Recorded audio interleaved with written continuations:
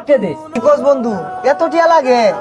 আহা বুঝস তাকে, তুই তো আর 8-10টা সাধারণ মেশে লানা বিদেশ যেতেছিস তা, তুই যাবি অসাধারণ মেশে লানা বিদেশ, যাহাইরা ওই দেশের প্রধানমন্ত্রীর বুদ্ধি টুদ্ধি দিলি তোর কামি এইটা।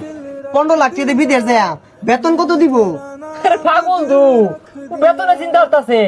আরে বন্ধু, মাস শেষে তোরা ওই দেশের রাষ্ট্রীয় ব্যাংকে হিলাই করবো যে তোমার কত্তরি লাগে তুমি খামসাই নে, ওটাই তোর বেতন।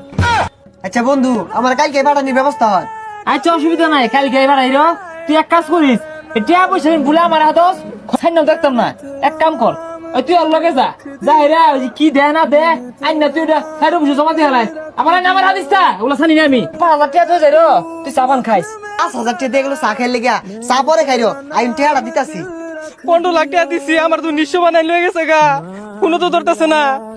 যাক, কোন ভাল লাগতাছে, বিদেশ যাই আমগা কোটি কোটি টিয়া মাসে কামায়।